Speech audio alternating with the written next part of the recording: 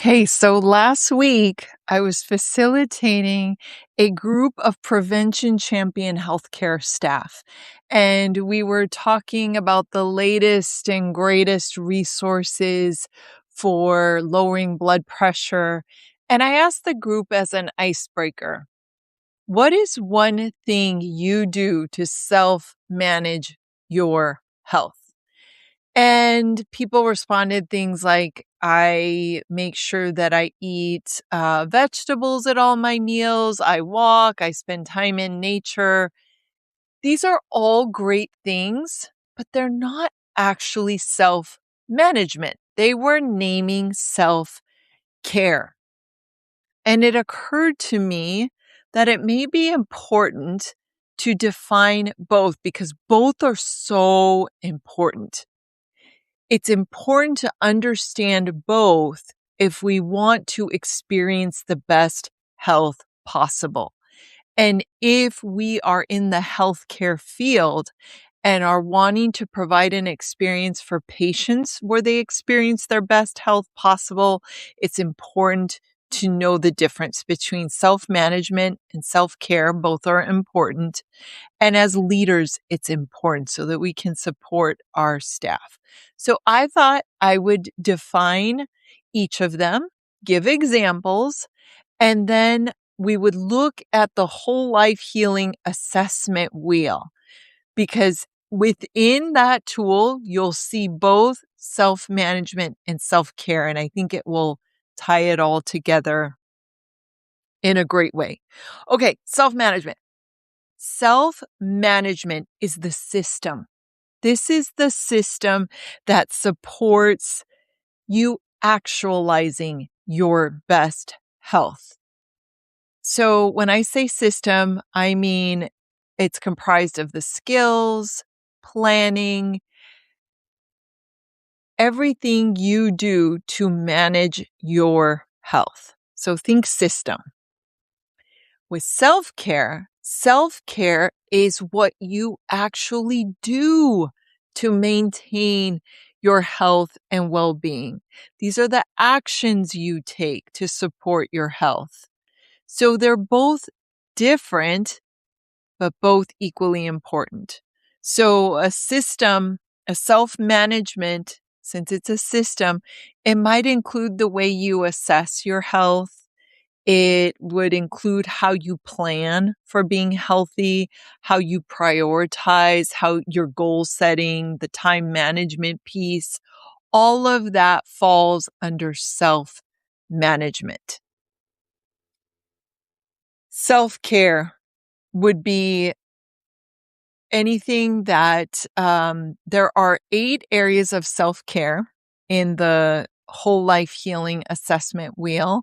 And those 8 areas include finances, personal growth, movement, nutrition, relationships, managing your stress, spirituality, and rest and sleep. So those 8 areas, they comprise your self-care. And what you do in those 8 areas to support your health is all self-care. So for example, if I say that I have a sleep routine that I maintain so that I can sleep better, or that I make sure I don't eat after 7 p.m. so that I'm able to digest my food and then I sleep better, that's self-care. But how I even determined that I needed to work on my sleep, that's part of self-management. So if I assessed my health and found either from my labs or maybe I am assessing my sleep quality and I've determined my sleep's not so great, that's self-management. That assessment, the part of me that is determined I needed to do work in this area. All right, let me share my screen. So excited.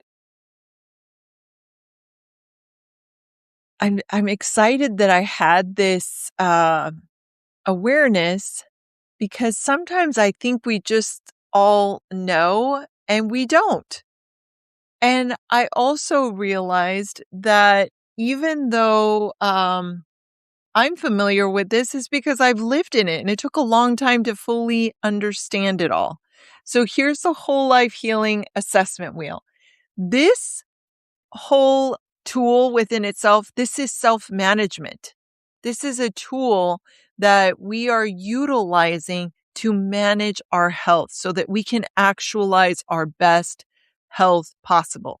And by the way, if you don't have an assessment tool, go to karlacauldwell.com and you can access this. Now, when I'm looking and rating myself, that's all part of self-management. I'm managing. And as I rate each area and I analyze the data that I'm collecting from the most important place of all, me, that is all a part of the self-management. When I decide, what am I going to do with this information? And I decide to set a SMART goal, create a realistic action, that's all part of the self-management process. Now, when I start to look at, so I'm going to look at the outside, the mindset piece. Having the appropriate mindset and assessing whether I have it or not, self-management.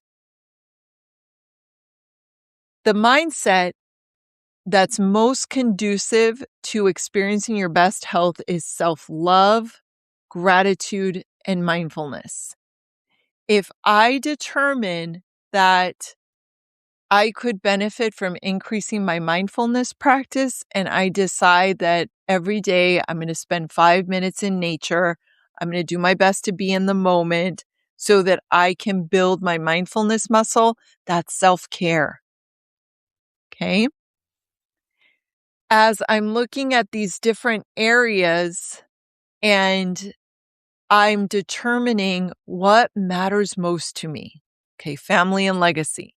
The act of determining and knowing what matters most to me is self-management. When I connect what matters most to me to every change I'm making, that's a part of self-management. That's a skill that is facilitating me to get to my best health possible. Again, as I look at, let's say I look at movement and I determine that I could move more, especially cardio. Let's say that I determine I'm stretching, I'm doing strength, but I'm not doing cardio. So that assessment is self-management. When I decide that I'm going to do more cardio, like I'm going to run, the running is the self-care. The movement is self-care. I hope that makes sense. So in the comments, let me know, what is one thing this is your quiz. What is one thing that you do to self-manage your care?